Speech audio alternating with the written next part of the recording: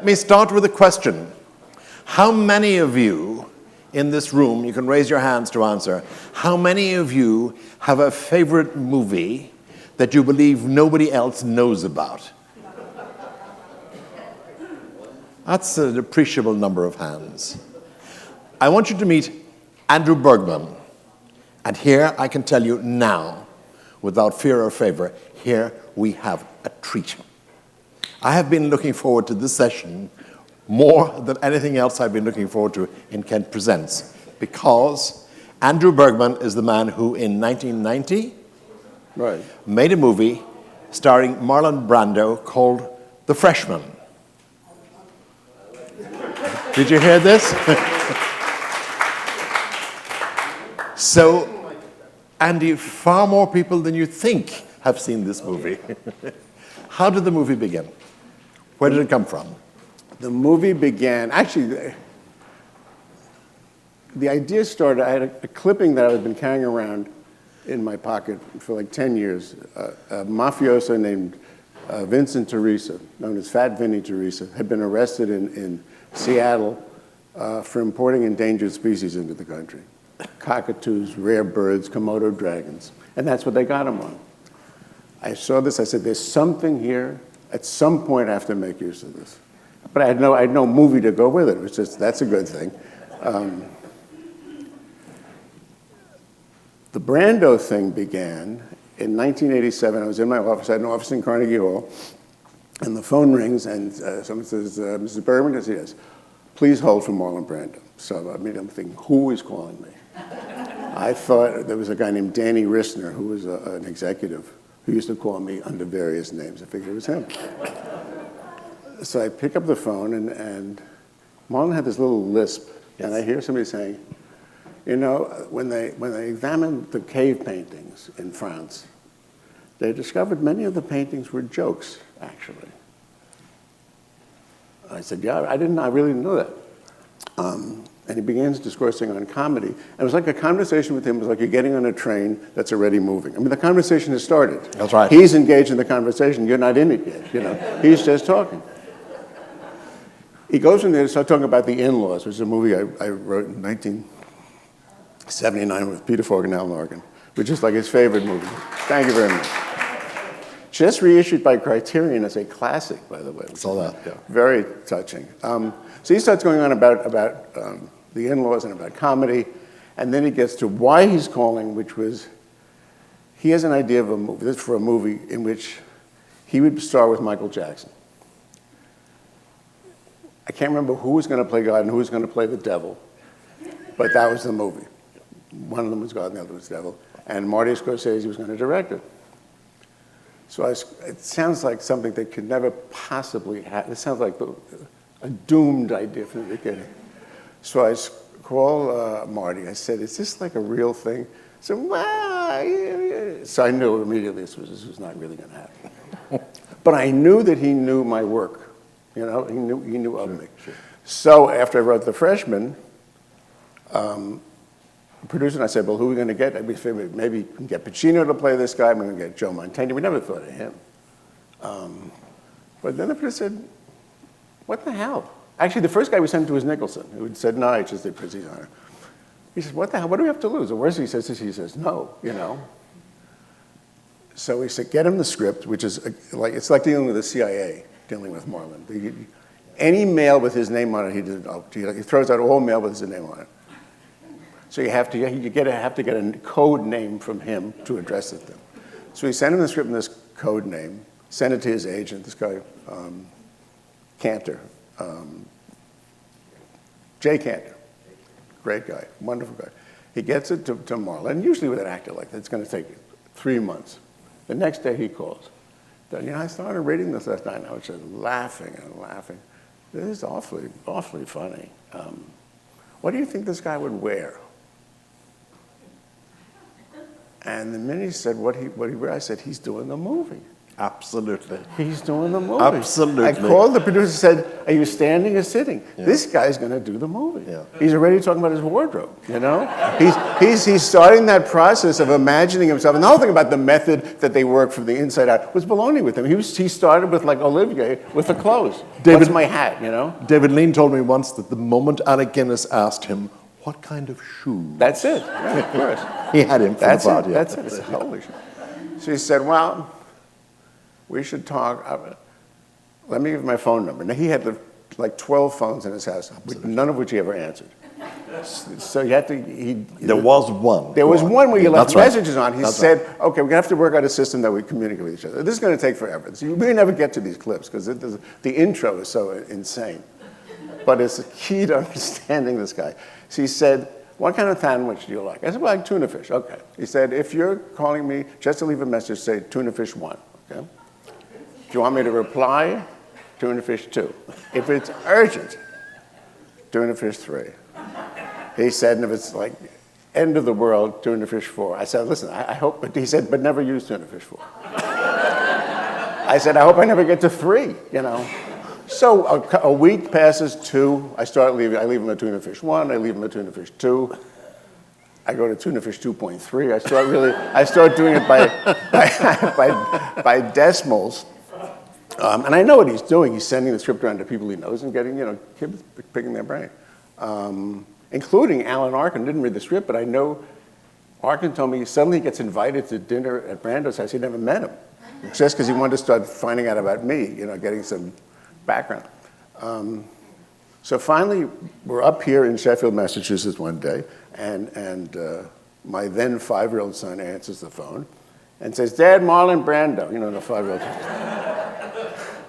He said, okay. He said, well, when do you want to start this picture? I said, when can you get here? I mean, whenever you want to go, let's go. He said, well, we should talk. I said, I'll come out to LA. I said, no, I'm going to Tahiti, maybe in Tahiti. So I called the producer and said, well, we're meeting him. He said, well, and the producer lived in LA. I said, we're going to Tahiti. He said, we're going to Tahiti. So I've got to call the studio to get 2, first class Tahiti, which today would be absolutely impossible. They say, forget the movie, we're not spending $8,000 on airfare today. Then they said, fine. So we booked this flight to Tahiti. And in the meantime, you're passing through these various tests of Marlon, because he's always testing. That's right, yeah. He calls the producer, and he always tortured producers. He tortured my producer all the time. He said, I need you to bring me something here to Tahiti, but I discovered we're out of Thompson's paint thinner. We need, for the roofing, we need Thompson's paint thinner. Thompson's paint thinner. Brings like 8 cans of Thompson's paint thinner.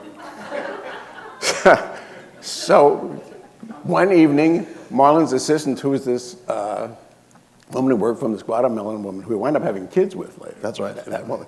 She shows up like a Sherpa up in Pacific Palisades with 4 cans of Thompson's paint thinner, on which, of course, it says, highly flammable explosive, do not. Somebody says, how are we going to, we can't put this on the plane. This is like a sadistic series of tests of Marlon. So we have to, he said, we can't bring it, so we don't bring it. Anyway, we fly to Tahiti. We get off a Pet, stay the night there. It's like an 8-hour flight. It's the midway flight between LA and Auckland or something. Endless. The next morning, we switched to a small puddle jumper, which takes us to Marlon's island, the island of Teddy Aroa, this gorgeous island. He bought an archipelago. He bought 9 islands for $250,000 when he did Mutiny on the Bounty. This paradise. And the next day, we get there. He weighs like 500 pounds. His hair is blonde because he just did a movie in which he dyed his hair. And we're flying in, we see this. And Mike, the producer, says, who is that woman, that enormous woman on the beach? I said, that's him. And then we have 4 of the most unbelievable days. For 3 days, we never talk about the movie, not a thing. We're talking about the Holocaust, we're talking about the islands, we're talking about etymology. He's like the world's most curious man. And finally we get to, he said, well, there's there's an 800-pound gorilla in the room, we should talk about the movie since we're here. He says, I can only do it if I do it as the Don, which I'd never conceived of. Don Corleone. Don Corleone. He said, I can't play another kind of gangster. People expect this of me. I said, well, that's a new wrinkle. I said, well, let's meet at dinner. Let me think about this. Because first of all, there may be libel problems. There may be like Paramount suing us, which actually wound up happening.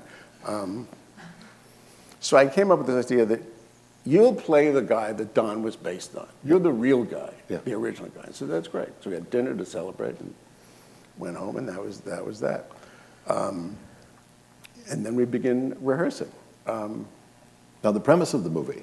The premise of the movie is a boy, Matthew Broderick, with an abusive father,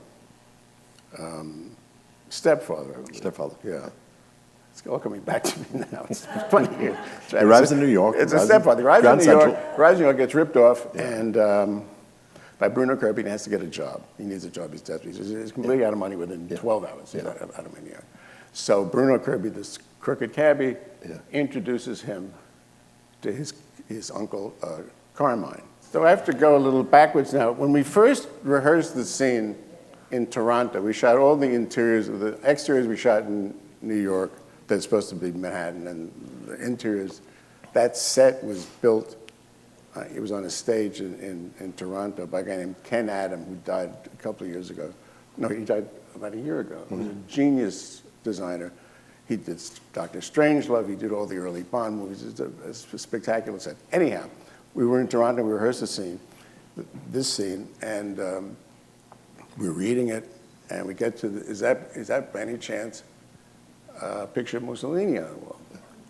And Marlon Reed says, "This is not Tony Bennett." I said, "Well, it's close. It's not." The line is, "It ain't Tony Bennett." Yeah. So he reads it again. "This is not Tony Bennett."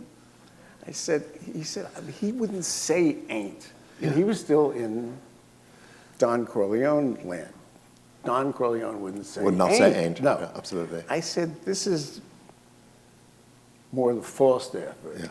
This is his little joke. So put like quotes around it. This is what he says, "It ain't Tony Bennett." Because obviously, this isn't Tony Bennett is nothing. And "It ain't Tony Bennett" is hilarious. Absolutely. Tony Bennett, it ain't, yeah. So he said it, and a little light came into it. I think he realized, okay, this is funny. This is where this is going. It was that because he's not naturally a comic person. He's funny. Funny. But his timing is not What was it like? It's not a comic's timing. What was it like to work with? Well, like in this, it's sort of like turning around an aircraft carrier. Right. It's not like going to say to Billy Crystal, "My name, boom," and as you're going to get it. No. It was edging along, but he was great to work with. He said early on, you know, you can give me line readings. I said, "I'm not giving you line readings," you know. But he was directable. He knew for most of the movie. Yeah. The thing about Brando that well, near the end, his daughter got in a terrible car accident, and he just wasn't the same. But we've done most of the good stuff by then. The thing that you don't hear often enough about him is how much Brando knew about acting. He had really taken on, as a young man, he'd taken on acting very seriously. There's a wonderful story about him in a play in New York in his early days. He was only about 25, 26. And the play is very dark, tough. I can't remember the name of the play. It's very dark, tough. Truckline Cafe? It might have been, but it's a guy who kills his wife. Right. And the part requires, the moment requires a tremendous expression. So Brando has been off stage beforehand. Then he comes on briefly, he then goes off, and he keeps the stage waiting. And he keeps the stage waiting, and he keeps the stage waiting. And when he comes back, he's soaked. He has gone and drenched himself with water. And the line is very simple. The line in the play is very simple. I killed her, I shot her 6 times. Brando comes on, and everything stops, and all the actors are amazed. And he says, I shot her 6 times, he said. And the whole place went totally silent. Mm-hmm. The actors who were in the play with him say that of all the moments in their dramatic lives, that's the moment they will never forget. Did you see anything of that intensity in him at this stage of his career? That intensity, no, because his part didn't call for it. Right. It was but But even in his person. Well, he's just an intense individual, and he takes everything very seriously. Did he talk nonstop? No. No, he didn't talk nonstop. I mean, he loved to talk. He had, obviously, stories he had. In fact, he told a great story about stage. He did a show with Paul Muni, one of his first shows. Yeah. And he loved Paul Muni. Yeah, but he was also a cutie. Admired he was also a cutie pie. He admired him more than loved him. At the end of the play, Paul Muni was dead, and he's on stage covered in a flag. And Marlon noticed that the flag started moving a little bit. And every night, Paul Muni would pull it down, a little bit down so you could see his face. Because he wanted the audience to keep looking at him. So Marlon would keep pulling it back over. Which really pissed Paul Muni off. There's a story when he was shooting One-Eyed Jacks, which I think was around 1960 or thereabouts. He was directing One-Eyed Jacks, and the producers did not. He finally shot 1 million feet of film on One-Eyed Jacks, and the producers were getting more and more anxious and antsy. And the producers arrived on set when he was filming One-Eyed Jacks, and they saw that Brando was looking through the viewfinder the wrong end. And one of the producers said to him, "You're looking through that at the wrong end." He said, "That's why the film is so long." So filming progresses. Tell us the basic plot of this. It's a mafia guy who is dealing in endangered species. He's importing endangered species. Very specifically, in this case, a Komodo dragon. Komodo dragon is the big kahuna. And the Komodo dragon gets loose and it's captured, and it's a happy ending. You know, my wife. And he also is working on. He's also, and bit by bit, he's roping Matthew in. The scene we're going to see next is a kicker to that. But about his work method, the thing was so astounding. We did a scene we don't have today, which he visits Matthew in this dorm room. Oh, yes. It's a wonderful scene. Yeah. And it really was. There were a couple of times where he just like stunned me. You know, it's like you're reluctant to say cut because you're watching the movie. You know, you're not even directing anyone. He says, "Holy shit!" He had first of all, he started doing the whole thing, "Daddy, Daddy, Daddy." That wasn't the script. That was just. He just took off, and you could hear a pin. I mean, it was just, you only hear a pin drop, but people were just stunned because it was just so. It was so perfect, and he really became like this sweet young thing. You know, the gaiety in that was so great. He also got completely turned around because he kept doing the line. You know, the line is, "You know why I love you. You know why I like you so much because you're this, you're this." And but he was doing. "I don't know why I like you so much. Maybe it's because," and he kept saying, "What is this? This is all off. You know, this doesn't feel right." I said, "Because you're not doing the line. You know, the line is, it's not, I don't know why I like you so much. The line is, you know why I like you so much." He said, "Sometimes I'm so fucking stupid." He said, "That's it, thank you." And then he was perfect, you know. Did he memorize lines? Well, here's the whole other story. Okay. How much time do we have left? He was famous for not memorizing anything, and you know, in Godfather they'd have, you know, cue cards plastered to the ceiling, and you know, one reason he's always looking up when he's talking is he's looking for the lines, and other actors, you know, played on that all the time. There's a great story in the original Godfather 1. He has a scene with Lenny Montana, you know. If it's a son of, you know, Luca Brasi, it'd be a masculine son. And you see when Marlon is, Luca Brasi goes to hug him, Marlon has this little, like, half smile on his face. Jimmy Conroy, worked with later, told me they had painted "fuck you" on Lenny Montana's teeth. So when Lenny was talking to him, that's what Marlon was saying. She watched the scene. Marlon has this little, bemused smirk. But he had an assistant in another room, Caroline. I mean, he had a button in his ear. Yeah. She was reading him the lines. And he was upset because he really did know the lines, which bothered him because he wanted everything to seem like it was happening fresh, you know, that it really was spontaneous. So it actually, he knew more of the lines than he wanted to. He was like confused by it. But at first, I didn't know what was going on. I didn't know this thing is here. And I see him when I thought talking to himself. Now we're used to people walking down the street talking to somebody all the time. Then it was really peculiar. Richard Harris was a good friend of mine. He worked with him on Mutiny in the Bounty. And he said, he said, when you look at the movie and Marlon is there and he's doing a line, he suddenly stops and he looks off dramatically to one side. Right. Well, there's a guy there with a blackboard and the lines are on it. And those are the dramatic poses, He drove other people crazy. But he had this woman, Caroline, reading him the lines. And it was, at first, until I got used to it, I was completely disconcerted. Sometimes she'd be reading the wrong lines. And you'd see him standing there saying, no, Caroline, we did that scene yesterday. That's the wrong one. But it worked perfectly well for him. The other star of the movie, I mean, he disproved the old adage. They used to say you never go into a movie with a child, a dog, or Charles Lawton, because they'll steal the movie from you. Right. But there was a Komodo dragon in this. My wife fell in love with the Komodo dragon. Would you disabuse her, please? They're easy not to fall. If you work with one for 12 weeks, you will quickly fall out of love with them. They smell awful. They're unbelievably stupid. They're either really stupid or vicious. That's your choice. The one we had, in the movie, the two guys keep carrying him around. The reason they keep carrying him around is they don't move. They don't walk. I remember one scene, we were just waiting for him to get out of an elevator in a mall. Action. Yeah. The guys were all there, nothing. I said, I have a PhD in American history. This is what my life has come to. I'm waiting for a Komodo dragon to get out of an elevator so I can make the day. So we just kept carrying him around because they don't move. They don't move. They're awful, horrible animals. And there's another big acting name in the movie, Maximilian Schell. Max Schell was great. Smallish part, but utterly memorable. Wonderful. How did he view the whole proceedings? Well, it's a job. He's an actor. Right. He enjoyed it. First of all, once we hired Marlon, you can hire anybody you want. I mean, there's no actor who's going to say, I'm not doing this movie. In fact, Olivier wanted to play that part.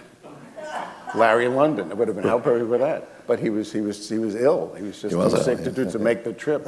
But Olivier was dying to do it. So we got Max. They had done The Young Lions together, sort of a reunion for them. And Max was a hilarious, urbane creature, and I loved him dearly. He plays this kind of crazy, completely crazy scientist, chef. Well, he's the chef. The premise is all these endangered species are being imported into the country because they're being served at a gourmet club.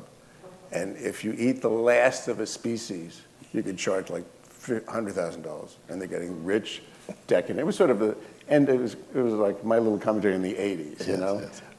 We're literally eating ourselves off the planet. So that was it. So he played this demented chef.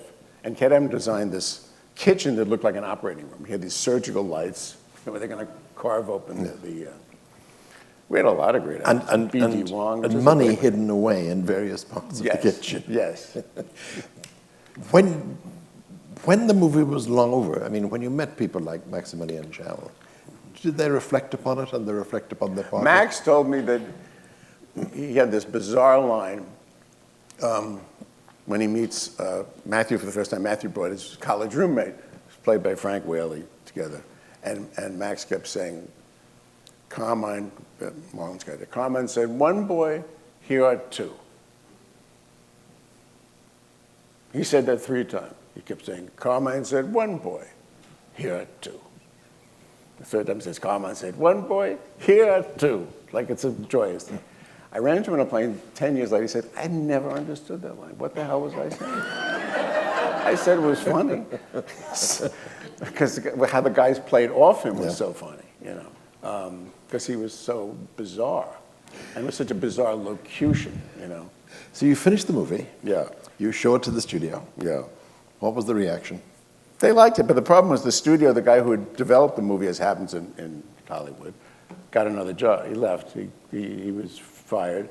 And another guy came in. And when the new studio guys come in, they have no interest in the movie because if it's successful, they don't get credit for it. Right.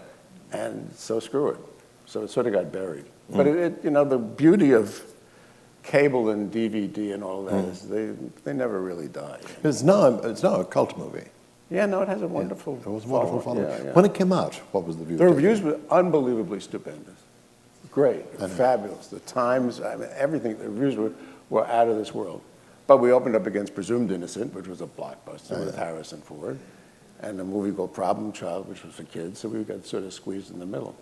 So first we opened up in a few theaters and did great, and then they opened it like too many theaters, and it's that was the summertime. Did you have any ongoing contact with Marlon?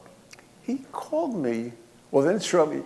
Well, we did after the movie. You know, you're doing dubbing and that stuff, so we'd see him.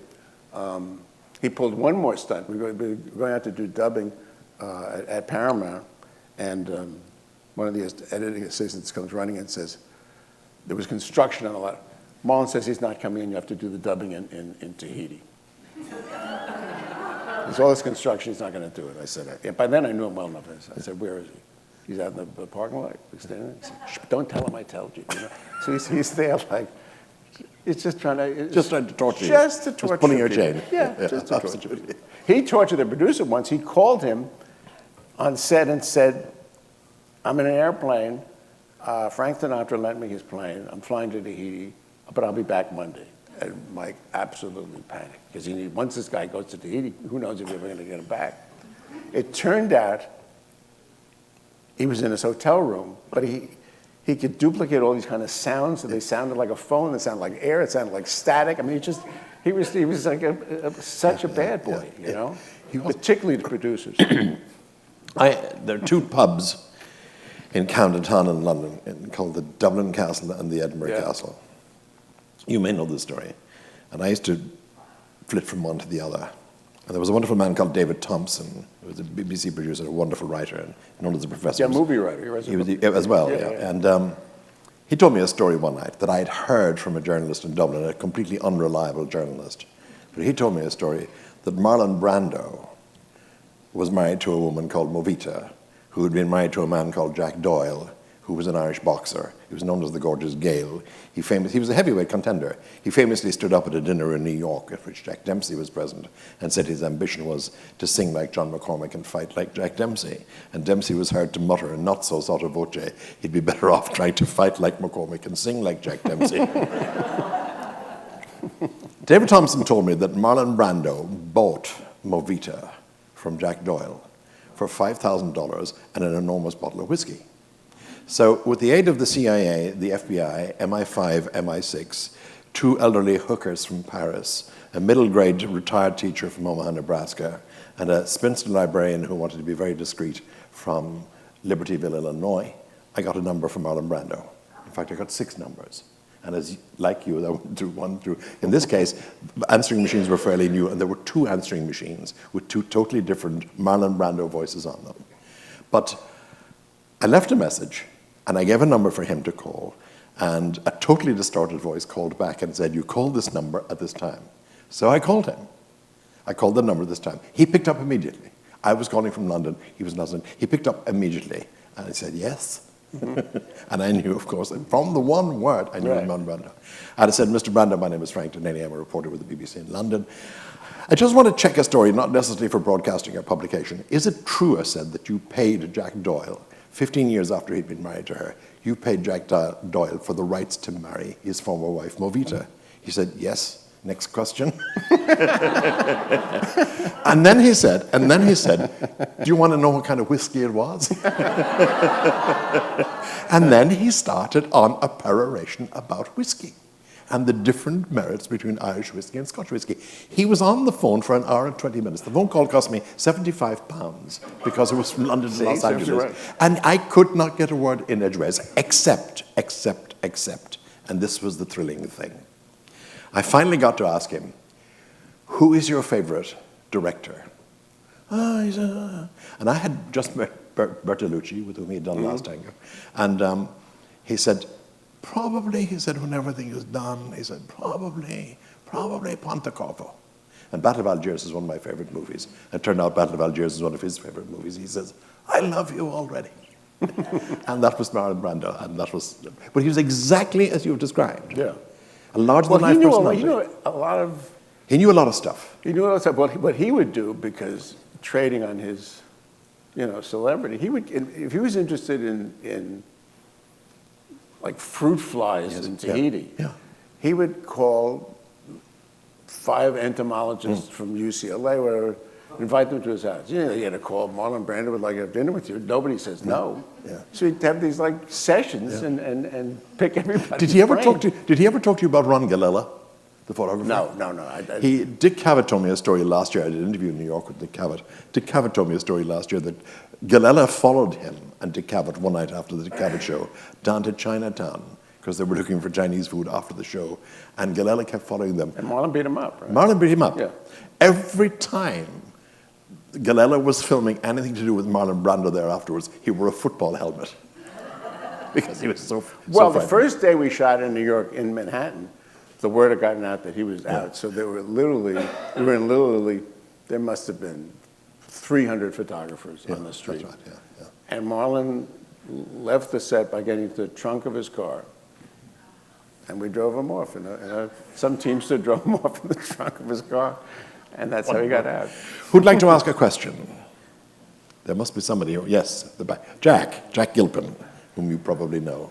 Given his stature and his unique significance in American acting and in the arts, really, why was his death so unremarked on? What's his what? His death. His death. 2004. So unremarked on. He died in 2004. Yeah. Right. Unremarkable? Unremarked on. Unremarked No, on. Unremarked on. When But he died in 2004, yeah. I thought We almost didn't notice it. Really? Yeah. I thought there was a lot of coverage of it, no? It took days for serious obituaries to appear. Really? Yeah, I remember it very well. See, I don't recall that. That's odd, but I don't recall that. Did you ever work with him, Jack? No. Yeah. I heard that someone told me, actually it was Mike Nichols, said he heard that his last words were, "What the hell was that all about?" Which is sort of perfect, isn't it? Yes, he had quirks of personality that I have never come across. Anna Magnani fell in love with him. Do you know this? Everybody fell in love with him. Anna Magnani fell in love with him, and she pursued him, and she came on to him. And Marlon was, at that stage, by his own measure, a little tired of women, which at the rate of 1 a day was possibly to be expected. But she forced herself on him, and she began to kiss him, and kiss him, and kiss him. And she was bruising his mouth and hurting his teeth. So he reached in, and he pinched her nose. I can see so that she retreated. And then he proceeded to tell that story on television. Another question from somebody? Yes, Howard at the back. So what was he like on set between the actors and... Wonderful. He Yeah, I mean, if some actors, like day players, people who had smaller parts, the first time they walked on set and saw him, fell apart. They were like so terrified. I mean, just being in a room with them, you know. Yeah. I mean, certainly Matthew and Bruno Kirby, who was the third in that. Yes. And one of to me, the pleasures of watching that first scene is you watch Bruno looking at Marlon, just the delight of being in a scene with him, you know, and just the fun of it. And they really had they were quite terrific to each other. But some people were just frozen in terror to have to act with them. Yeah. But they managed. But Bruno and Matthew and he got along quite well. And he was very playful. You know, he's also talking about the method. And I've worked with actors who sort of don't talk to me. I mean, Marlon would be like throwing watered up tissues at them the second before you say action, and then suddenly he's the guy. I mean, the astonishing thing was how he could transform himself in a second.